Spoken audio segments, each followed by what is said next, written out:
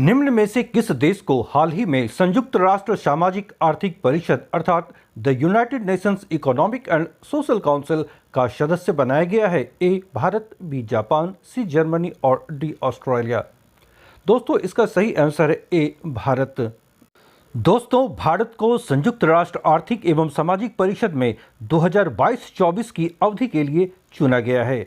सतत विकास के 3 प्रमुख क्षेत्रों आर्थिक, सामाजिक और पर्यावरणीय क्षेत्रों में याद रखें कि सतत विकास यानी सस्टेनेबल डेवलपमेंट के 3 प्रमुख क्षेत्रों इकोनॉमिक, सोशल एंड एनवायरमेंटल क्षेत्र में विकास को गति प्रदान करने के लिए 54 सदस्यीय आर्थिक और सामाजिक परिषद को संयुक्त राष्ट्र का एक मुख्य अंग माना जाता है। ध्यान रखिएगा, संयुक्त राष्ट्र सामाजिक और आर्थिक परिषद अर्थात ECOSOC the United Nations Economic and Social Council की स्थापना कब हुई थी? तो ये स्थापित हुआ था 26 जून 1945 को। जी हाँ, 26 जून 1945 को इसकी स्थापना हुई थी। दोस्तों, संयुक्त राष्ट्र आर्थिक एवं सामाजिक परिषद संयुक्त राष्ट्र संघ के 6 प्रमुख अंगों में से एक हैं। 8 जून को हुए मतदान में भारत के अलावा अन्य 17 देशों को भी संयुक्त राष्ट्र आर्थिक एवं सामाजिक परिषद में सदस्य के रूप में चुनाव किया गया है। यानी कुल देशों की संख्या 18 है जिनका चुनाव इस संगठन के लिए किया गया है। हाल ही में किस देश ने ओपन स्काईज संधि से अपने को बाहर कर लिया है? 4 विकल्प हैं, अमेरिका, रूस, ब्रिटेन या फ्रांस। दोस्तों, यहां पर सही आंसर है बी रूस। दोस्तों, रूस ओपन स्काईज हथियार नियंत्रण समझौते अथवा ओपन स्काई ट्रीटी से बाहर हो गया है। इसकी घोषणा रूसी राष्ट्रपति व्लादिमीर पुतिन ने 7 जून 2021 को की है। इससे पहले अमेरिका डोनाल्ड ट्रंप के कार्यकाल में ही 2020 में समझौते से अलग हो चुका है। ध्यान रखना यह है कि सबसे पहले अमेरिका ने यह कदम उठाया 2020 में ट्रंप के कार्यकाल के दौरान। तत्पश्चात व्लादिमीर ने अब यह कदम उठाया है रूस को इस समझौते से अलग कर। रूस का दृष्टिकोण है कि अमेरिकी फैसले से समझौते की निगरानी और विश्वास बहाली में इसकी अहमियत को गंभीर नुकसान पहुंचा है। इससे रूस की राष्ट्रीय सुरक्षा को भी खतरा उत्पन्न हुआ है, ऐसा मानना है रूसी प्रशासन का। रूस को पहले उम्मीद थी कि बाइडेन प्रशासन अपने पूर्ववर्ती राष्ट्रपति के फैसले को पलट देंगे, लेकिन बाइडेन प्रशासन ने ऐसा करने से साफ इनकार कर दिया। इसके पश्चात ही पुतिन ने यह कदम उठाया है। दोस्तों, आइए जानते हैं ओपन स्काई संधि है क्या और इसका उद्देश्य क्या था। ओपन स्काई संधि का मकसद था कि सदस्य देशों की सेना और उसकी गतिविधियों के बारे में जानकारी एकत्र करने और सदस्य देशों के मिलिट्री इलाकों में, ध्यान रखिएगा, सैन्य इलाकों में टोही उड़ानों का संचालन करने की अनुमति देकर रूस और पश्चिमी देशों के बीच विश्वास का निर्माण करना था। दरअसल जैसा कि पता होगा कि रूस पूर्व में 91 से पहले सोवियत संघ था और अमेरिका, इन दोनों के बीच कोल्ड वार लगभग 40 वर्षों तक चली है, शीत युद्ध। इसके पश्चात दोनों मुल्कों के बीच संबंध में कुछ सुधार दिखे थे, लेकिन फिर से तनाव उत्पन्न हो चुका है। रूस अमेरिका को और अमेरिका रूस को संधि की दृष्टि से देखा करते हैं, इसलिए यह संधि की गई थी ताकि एक दूसरे के रक्षा क्षेत्रों की निगरानी की जा सके, ताकि रूस और पश्चिमी देशों के बीच विश्वास का निर्माण हो सके। इस संधि पर ध्यान रखिएगा, इस संधि पर जो ओपन स्काई ट्रीटी या ओपन स्काई संधि है, मार्च 1992 में फिनलैंड की राजधानी हेलसिंकी में हस्ताक्षर किए गए थे। कहां पर? हेलसिंकी, जो फिनलैंड की राजधानी है। कब? मार्च 1992 में। और यह संधि 2002 में पूर्ण रूप से लागू की गई थी। विश्व बैंक ने 2021 में भारत की जीडीपी में कितने प्रतिशत वृद्धि का अनुमान लगाया है? जी हां, विश्व बैंक ने 2021 के लिए ए 8.3%, बी 9.4%, सी 7.8% अथवा डी 8.6%। दोस्तों, इसका सही आंसर है ए 8.3%। दोस्तों, विश्व बैंक ने 2021 में भारतीय अर्थव्यवस्था में 8.3% की विकास दर रहने का अनुमान लगाया है। जी हां, 8.3%। इससे पहले विश्व बैंक ने कहा था कि 2021-22 में भारतीय अर्थव्यवस्था 10.1% की दर से बढ़ेगी। यह पूर्व अनुमान था, किंतु अब संशोधित अनुमान विश्व बैंक का है कि भारतीय अर्थव्यवस्था में वृद्धि दर 8.3% की दर से होगी। यह कमी क्यों आई? तो विश्व बैंक का कहना है कि भारत में व्यापक रूप से फैले कोरोना वायरस संक्रमण इसका मुख्य कारण है। इसके कारण भारतीय अर्थव्यवस्था पर बहुत बुरा प्रभाव पड़ा और विकास दर में कमी के संकेत दिख रहे हैं। भारत सरकार ने हाल ही में किन्हीं चुनाव आयुक्त के पद पर नियुक्त की है। 4 विकल्प हैं: सुनील अरोड़ा, अनूप चंद्र पांडेय, सुशील चंद्र और राजीव कुमार। दोस्तों, इसका सही आंसर है अनूप चंद्र पांडे, यानी ऑप्शन बी।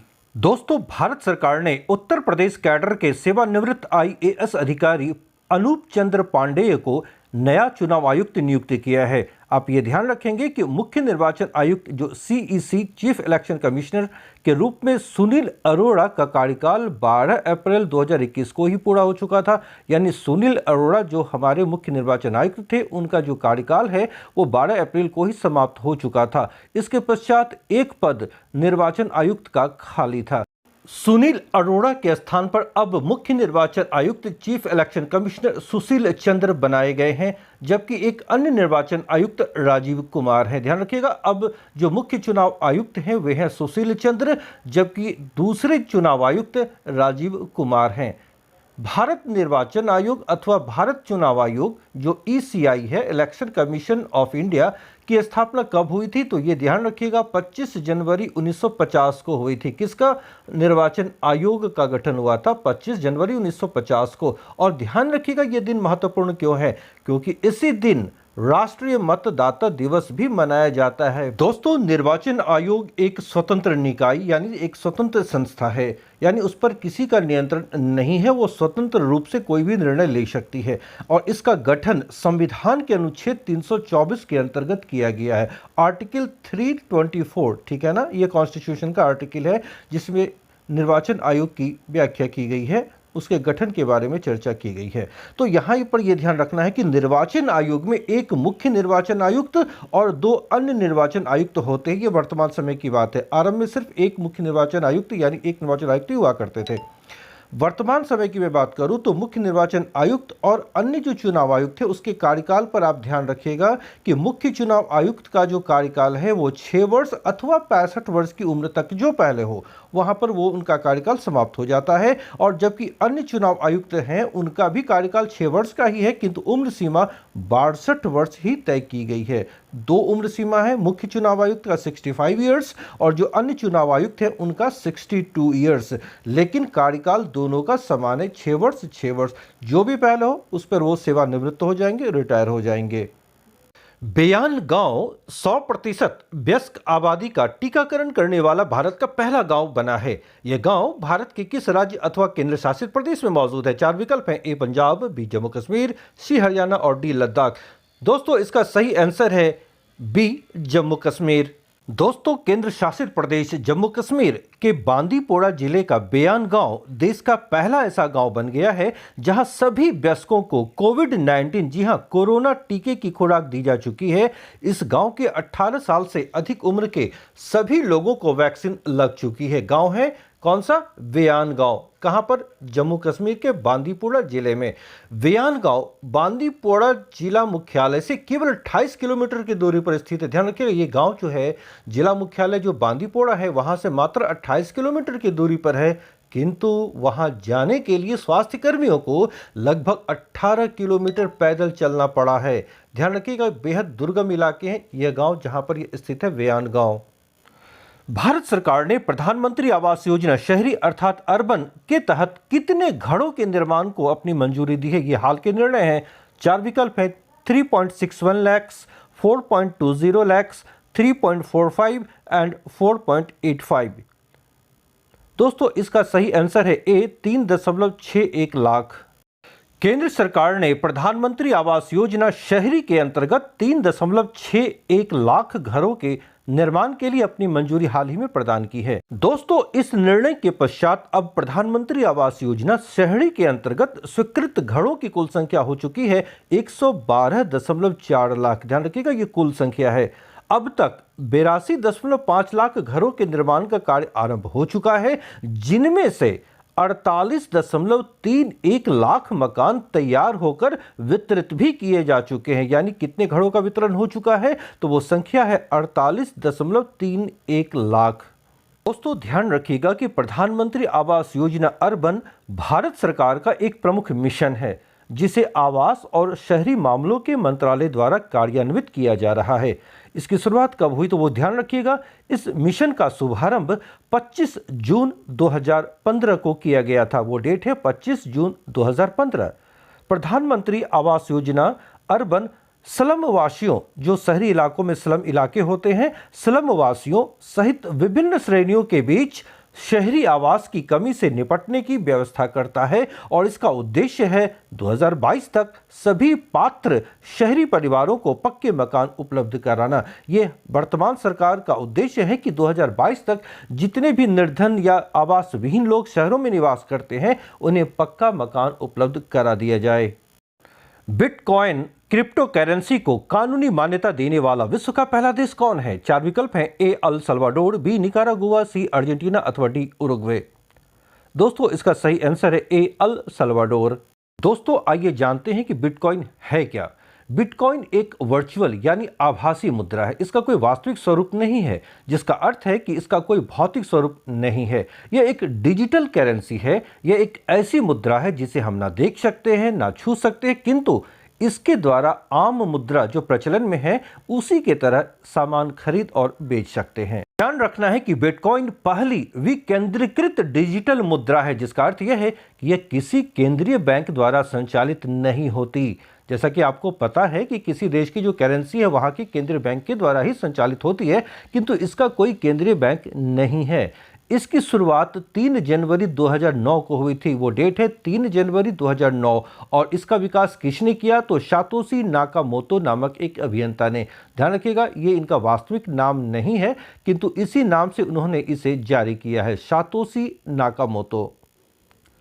गंदे पानी में कोविड-19 का पता लगाने के लिए सेंसर का विकास निम्नलिखित में से किन देशों ने मिलकर किया है? 4 विकल्प हैं। ब्रिटेन और यूएसए, भारत और ब्रिटेन, ब्रिटेन और ऑस्ट्रेलिया एंड डी भारत और जर्मनी। दोस्तों यहां पर यह ध्यान रखिएगा कि ऑप्शन बी सही आंसर है, भारत और ब्रिटेन। दोस्तों ब्रिटेन और भारत के वैज्ञानिकों ने हाल ही में संयुक्त रूप से एक कम लागत वाला सेंसर को विकसित किया है जो गंदे पानी में कोरोना वायरस के अंशों का पता लगा सकता है। जी हां, इस सेंसर का परीक्षण मुंबई में किया जा रहा है। ब्रिटेन की स्ट्रैथसाइडल विश्वविद्यालय और भारतीय प्रौद्योगिकी संस्थान अर्थात आईआईटी बॉम्बे के द्वारा संयुक्त रूप से इस सेंसर को विकसित किया गया। ध्यान रखिएगा दो संस्थान जो दो देशों के हैं, ब्रिटेन के संस्थान स्ट्रैथसाइडल विश्वविद्यालय और भारतीय संस्थान है भारतीय प्रौद्योगिकी संस्थान अर्थात आईआईटी बॉम्बे। दोस्तों इस सेंसर को पोर्टेबल उपकरण के साथ इस्तेमाल किया जा सकता है। इसमें SARS-CoV-2 वायरस का पता लगाने के लिए एक जो मानक पॉलीमरेज चेन रिएक्शन यानी पीसीआर टेस्ट जो की जाती है वो इसमें नहीं की जाती। जो अपशिष्ट जल हैं उनमें वायरस के अंशों का पता चलने से सार्वजनिक स्वास्थ्य अधिकारियों को यह समझने में मदद मिल सकती है कि यह बीमारी कितने बड़े क्षेत्रों में और कितनी फैली है। तो यह बेहद उपयोगी होने वाली है। निम्नलिखित कथनों पर आप विचार करें कि निम्नलिखित कथनों में कौन सा कथन असत्य है यानी गलत है। 4 कथन दिए गए हैं। पहला यानी ए, संयुक्त राष्ट्र महासचिव एंटोनियो गुटेरेस दोबारा संयुक्त राष्ट्र के महासचिव चुने गए हैं। बी, संयुक्त राष्ट्र महासचिव का कार्यकाल 5 वर्षों का होता है। सी, एंटोनियो गुटेरेस 2017 से संयुक्त राष्ट्र के महासचिव के तौर पर कार्य कर रहे हैं। और डी, वे पूर्व में स्वीडन के प्रधानमंत्री भी रहे हैं। इन 4 विकल्पों में आपको औसत यानी गलत विकल्प का चुनाव करना है। दोस्तों इसका सही आंसर डी है, वे स्वीडन के नहीं बल्कि पुर्तगाल के पूर्व प्रधानमंत्री रहे हैं। बाकी ए, बी और सी ये तीनों विकल्प सही हैं। दोस्तों प्रश्न के अनुसार आंसर होगा डी, वे पूर्व में स्वीडन के प्रधानमंत्री भी रहे हैं। तो ये गलत है, वे पुर्तगाल के पूर्व प्रधानमंत्री हैं। आइए इनके संबंध में और थोड़ी जानकारी हासिल करते हैं। ये पुर्तगाली राजनीतिज्ञ है, जैसा आपको अब पता चल चुका है। तो ये कब से कब तक पुर्तगाल के प्रधानमंत्री थे तो उनकी जो अवधि है वो 1995 से 2002 तक पुर्तगाल के प्रधानमंत्री रह चुके हैं। एंटोनियो गुटेरेस संयुक्त राष्ट्र महासचिव के रूप में 1 जनवरी 2017 से अपना कार्यकाल आरंभ किया है। इससे पहले ये ध्यान रखें महासचिव पद पर आसीन होने से पहले गुटेरेस 2005 से 2015 तक शरणार्थियों के लिए जो रिफ्यूजीज है वर्ल्ड लेवल पर उनके लिए संयुक्त राष्ट्र के उच्चायुक्त के तौर पर भी कार्य कर चुके हैं। दोस्तों ध्यान रखें एंटोनियो गुटेरेस संयुक्त राष्ट्र संघ के महासचिव के रूप में दूसरे कार्यकाल के लिए भी चुन लिए गए हैं। उनका जो कार्यकाल है, दूसरा सेशन 1 जनवरी 2022 से आरंभ होगा, जो 5 वर्षों का होगा, और उनका जो वर्तमान कार्यकाल है वो 31 दिसंबर 2021 को समाप्त हो रहा है। दोस्तों, करंट अफेयर से संबंधित ये वीडियो अगर आपके लिए उपयोगी साबित हो रहे हो तो इसे लाइक करें, शेयर करें। अगर आप नए हो तो चैनल को सब्सक्राइब करें और बेल आइकन को अवश्य दबाएं ताकि हमारे नए वीडियोस के नोटिफिकेशन आपको यथाशीघ्र मिल सके। मिलता हूँ नेक्स्ट वीडियो में। Till then, bye.